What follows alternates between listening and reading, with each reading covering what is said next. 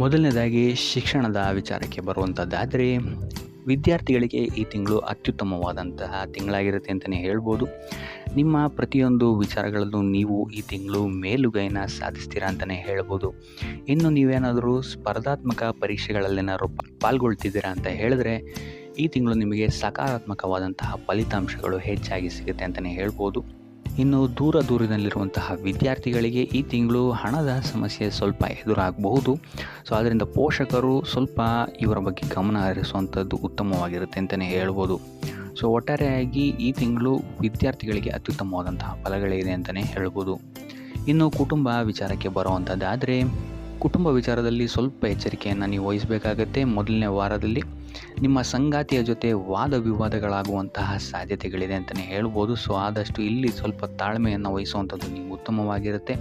ತದನಂತರ ನಿಮಗಿಲ್ಲಿ ಸಂದರ್ಭಗಳು ಬದಲಾಗುತ್ತೆ ಅಂತಲೇ ಹೇಳ್ಬೋದು. ಸೊ ತದನಂತರ ನಿಮಗಿಲ್ಲಿ ಕುಟುಂಬದವರ ಜೊತೆ ನೀವಿಲ್ಲಿ ಹಬ್ಬದ ವಾತಾವರಣ ಹೆಚ್ಚಾಗಿರುತ್ತೆ ಅಂತಲೇ ಹೇಳ್ಬೋದು. ಮಂಗಳ ಕಾರ್ಯಗಳು ಇಲ್ಲಿ ಹೆಚ್ಚಾಗಿ ನಡೆಯುತ್ತೆ ಅಂತಲೇ ಹೇಳ್ಬೋದು. ಸೊ ಇದರಿಂದಾಗಿ ಇಲ್ಲಿ ನಿಮ್ಮ ಮನೆಯ ವಾತಾವರಣ ಮತ್ತು ನಿಮ್ಮ ಕುಟುಂಬದವರ ಸಹಕಾರವು ಸಹಿತ ನಿಮಗಿಲ್ಲಿ ಹೆಚ್ಚಾಗಿ ಸಿಗುತ್ತೆ ಅಂತಲೇ ಹೇಳ್ಬೋದು. ಇನ್ನು ಮನೆಯಿಂದ ದೂರ ವಾಸಿಸುತ್ತಾ ಇರುವಂಥವರು ಈ ತಿಂಗಳು ನಿಮ್ಮ ಮನೆಗೆ ಮರಳಿ ಬರಬಹುದಾದಂತಹ ಸಾಧ್ಯತೆಗಳು ಹೆಚ್ಚಾಗಿದೆ ಅಂತಲೇ ಹೇಳ್ಬೋದು. ಇನ್ನು ಈ ತಿಂಗಳು ಸಂತಾನ ಇಲ್ಲದವರಿಗೆ ಸಂತಾನ ಭಾಗ್ಯ ಯೋಗವು ಸಹಿತ ಇದೆ ಅಂತಲೇ ಹೇಳ್ಬೋದು. ಸೊ ಒಟ್ಟಾರೆಯಾಗಿ ಕುಟುಂಬ ವಿಚಾರದಲ್ಲಿ ಮೊದಲನೇ ವಾರವನ್ನು ಬಿಟ್ಟರೆ ಉಳಿದಂತೆ ನಿಮಗಿಲ್ಲಿ ಅತ್ಯುತ್ತಮವಾದಂತಹ ತಿಂಗಳಾಗಿರುತ್ತೆ ಅಂತಲೇ ಹೇಳ್ಬೋದು. ಇನ್ನು ಆರೋಗ್ಯ ವಿಚಾರಕ್ಕೆ ಬರುವಂಥದ್ದಾದರೆ ಆರೋಗ್ಯ ವಿಚಾರದಲ್ಲಿ ಸ್ವಲ್ಪ ಎಚ್ಚರಿಕೆಯನ್ನು ವಹಿಸಬೇಕಾಗುತ್ತೆ. ನೀವು ಹವಾಮಾನ ವೈಪರೀತ್ಯದಿಂದ ಇಲ್ಲಿ ನಿಮಗೆ ಆರೋಗ್ಯಕ್ಕೆ ಸಂಬಂಧಿಸಿದಂತಹ ಬಾಧೆಗಳು ಉಂಟಾಗಬಹುದು. ತಲೆಭಾರ, ಜ್ವರ, ಕಫ ಇಂತಹ ಸಮಸ್ಯೆಗಳು ನಿಮಗಿಲ್ಲಿ ಸ್ವಲ್ಪ ತೊಂದರೆಯನ್ನು ಕೊಡುತ್ತೆ ಅಂತಲೇ ಹೇಳ್ಬೋದು. ಸೊ ಯಾವುದೇ ರೀತಿಯಾದಂತಹ ಚಿಂತೆಯನ್ನು ತಗೊಳ್ಳುವಂತಹ ಅವಶ್ಯಕತೆಗಳಿಲ್ಲ. ಆದಷ್ಟು ವೈದ್ಯಕೀಯ ಸಲಹೆ ಮತ್ತು ಸಹಕಾರವನ್ನು ಪಡೆಯುವಂಥದ್ದು ನೀವಿಲ್ಲಿ ಉತ್ತಮವಾಗಿರುತ್ತೆ ಅಂತಲೇ ಹೇಳ್ಬೋದು. ಇನ್ನು ನೀವೇನಾದರೂ ದೀರ್ಘಕಾಲೀನ ರೋಗಗಳಿದ್ದರೆ ಸ್ವಲ್ಪ ಎಚ್ಚರಿಕೆಯನ್ನು ವಹಿಸಿ. ಇಲ್ಲಿ ನಿಮಗೆ ನರಕ್ಕೆ ಸಂಬಂಧಿಸಿದಂತಹ ಸಮಸ್ಯೆಗಳು ಸ್ವಲ್ಪ ಬಾಧಿಸಬಹುದು.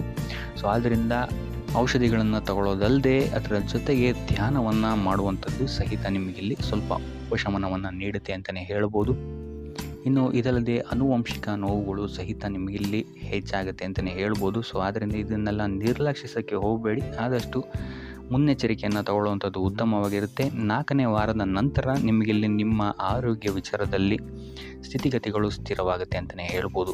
ಇನ್ನು ಈ ತಿಂಗಳು ವಾಹನ ಚಲಾಯಿಸಬೇಕಾದ್ರೆ ಆದಷ್ಟು ಹೆಚ್ಚು ಗಮನವನ್ನು ನೀವು ವಹಿಸುವಂಥದ್ದು ಉತ್ತಮವಾಗಿರುತ್ತೆ. ಇನ್ನು ವೃತ್ತಿ ವಿಚಾರಕ್ಕೆ ಬರುವಂಥದ್ದಾದರೆ ವೃತ್ತಿರಂಗದಲ್ಲಿ ನಿಮಗೆ ಈ ತಿಂಗಳು ಅತ್ಯುತ್ತಮವಾದಂತಹ ಫಲಗಳಿದೆ ಅಂತಲೇ ಹೇಳ್ಬೋದು. ಈ ತಿಂಗಳು ನಿಮಗೆ ಉತ್ತಮ ಅವಕಾಶಗಳು ಸಿಗುತ್ತೆ ಅಂತಲೇ ಹೇಳ್ಬೋದು.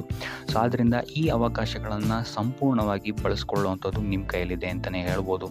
ಸೊ ಇತರರ ಮಾತಿನ ಮೇಲೆ ಹೆಚ್ಚು ಅವಲಂಬಿತವಾಗಬೇಡಿ. ನಿಮ್ಮ ಸಾಮರ್ಥ್ಯವನ್ನು ನಂಬುವಂಥದ್ದು ನಿಮಗಿಲ್ಲಿ ಉಪಯೋಗಕರವಾಗಿರುತ್ತೆ ಅಂತಲೇ ಹೇಳ್ಬೋದು.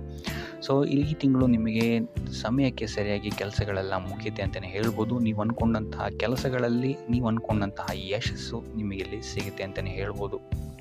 ಈ ಹಿಂದೆ ನಿಮ್ಮ ಕೆಲಸಗಳನ್ನು ವಿರೋಧಿಸ್ತಾ ಇದ್ದಂತಹ ವ್ಯಕ್ತಿಗಳು ಸಹಿತ ನಿಮಗೆ ಈ ತಿಂಗಳು ಸಹಕಾರಿಯಾಗಿ ಕೆಲಸ ಮಾಡ್ತಾರೆ ಅಂತಲೇ ಹೇಳ್ಬೋದು.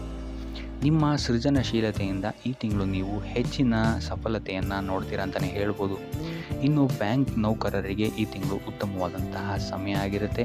ಆದರೆ ಯಾವುದೇ ರೀತಿಯಾದಂತಹ ಹಿಂದೆ ಮುಂದೆ ಯೋಚಿಸದೆ ಮಾಡುವಂಥ ನಿರ್ಧಾರಗಳು ನಿಮ್ಮನ್ನು ತಪ್ಪು ದಾರಿಗೆ ಎಳ್ಕೊಂಡು ಹೋಗ್ಬೋದು. ಸೊ ಇದರಿಂದಾಗಿ ನಷ್ಟವೂ ಸಹಿತ ಆಗ್ಬೋದು. ಸೊ ಆದ್ದರಿಂದ ಯಾವುದೇ ರೀತಿಯಾದಂತಹ ಮುನ್ನೆಚ್ಚರಿಕೆಯನ್ನು ವಹಿಸಿ ಕೆಲಸಗಳನ್ನು ಮಾಡುವಂಥದ್ದು ಉತ್ತಮವಾಗಿರುತ್ತೆ ಅಂತಲೇ ಹೇಳ್ಬೋದು.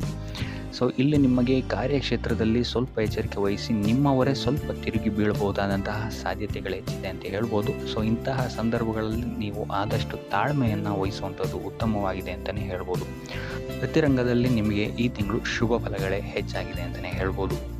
ಇನ್ನು ಆರ್ಥಿಕ ವಿಚಾರವನ್ನು ನೋಡುವಂಥದ್ದಾದರೆ ಆರ್ಥಿಕ ವಿಚಾರದಲ್ಲಿ ಈ ತಿಂಗಳು ಮಿಶ್ರ ಫಲ ಅಂತಲೇ ಹೇಳ್ಬೋದು. ಈ ಹಿಂದೆ ನೀವು ಮಾಡಿದಂತಹ ಹೂಡಿಕೆಗಳಿಗೆ ಈ ತಿಂಗಳು ಉತ್ತಮವಾದಂತಹ ಲಾಭ ನಿಮಗೆ ಸಿಗುತ್ತೆ ಅಂತಲೇ ಹೇಳ್ಬೋದು.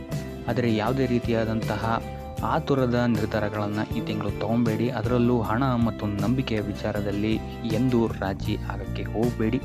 ಸೊ ಯಾರನ್ನೋ ನಂಬಿ ನೀಡಿದಂತಹ ಹಣ ಈ ತಿಂಗಳು ನಿಮಗೆ ಸಿಕ್ಕಾಕೊಳ್ಬೋದು. ಸೊ ಅದರಿಂದ ಎಚ್ಚರಿಕೆ ವಹಿಸಿ ಸಾಲ ನೀಡಬೇಕಾದ್ರೆ ಈ ತಿಂಗಳು ಸ್ವಲ್ಪ ಗಮನ ವಹಿಸುವಂಥದ್ದು ಉತ್ತಮವಾಗಿರುತ್ತೆ.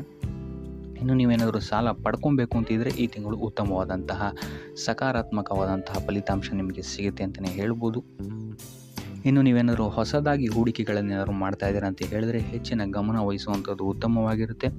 ಇಲ್ಲಿ ಸ್ವಲ್ಪ ನಷ್ಟಗಳಾಗುವಂತಹ ಸಾಧ್ಯತೆಗಳಿದೆ ಅಂತಲೇ ಹೇಳ್ಬೋದು. ಸೊ ಆದ್ದರಿಂದ ತಜ್ಞರ ಸಲಹೆಯನ್ನು ಪಡೆಯುವಂಥದ್ದು ಉತ್ತಮವಾಗಿರುತ್ತೆ.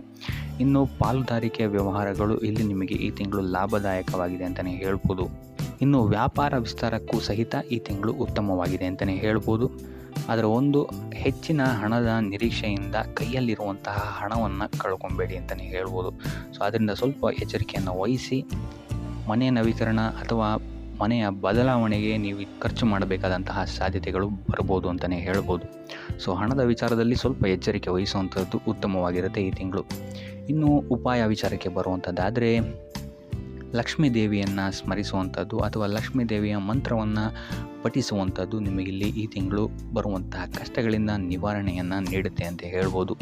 ಸೊ ಇದಾಗಿತ್ತು ಈ ತಿಂಗಳ ನಿಮ್ಮ ರಾಶಿ ಭವಿಷ್ಯ.